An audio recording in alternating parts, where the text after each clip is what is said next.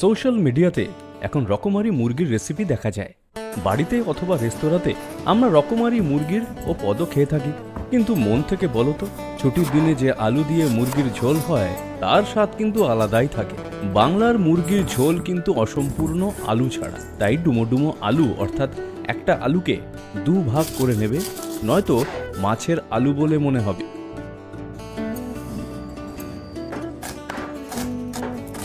এরপর পেঁয়াজ লাগবে অনেকটাই, তো পরিমাণ মতো নিয়ে নিও।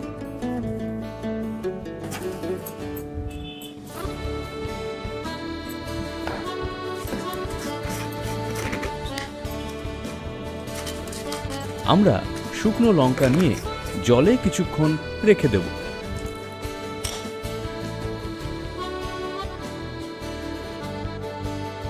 মুরগির ঝোলের জন্য মুরগিকে সাজাতে হবে হলুদ গুঁড়ো আর কাশ্মীরি লঙ্কা গুঁড়োর সাহায্যে।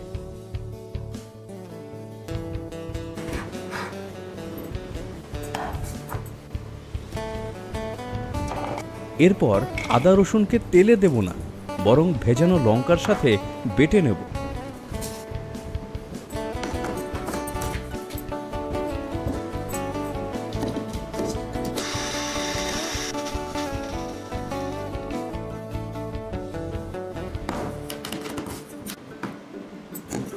রংটা কিন্তু এরকম হবে। বাংলার মুরগির ঝোলের জন্য চাই বাংলার তেল, সারফা কাচ্চি ঘানি মাস্টার্ড অয়েল, যাতে তোমরা পাবে মুরগির ঝোলে অতুলনীয় স্বাদ।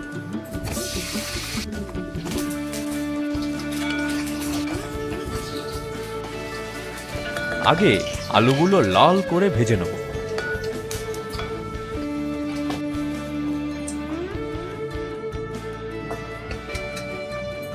ঘরে থাকা মশলা দিয়ে কিন্তু খুব সহজেই এই রান্না হয়ে যায়।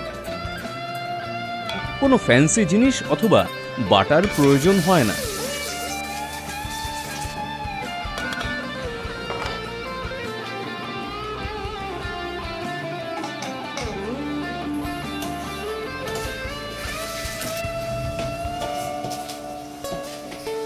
পেঁয়াজ আর সেই মিশ্রণ ভাজা হয়ে এলেই সাজানো মুরগিদের কড়াইতে নামিয়ে দেব।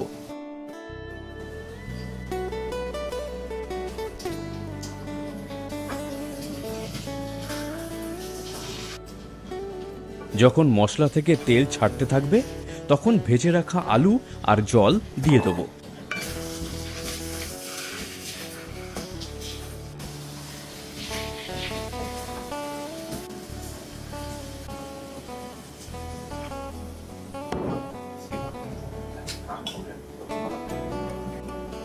ঢাকা দিয়ে এবার সেদ্ধ করতে হবে। তোমরা যেরকম ঝোল খেতে চাও সেই মতো ঝোল রাখতে পারো।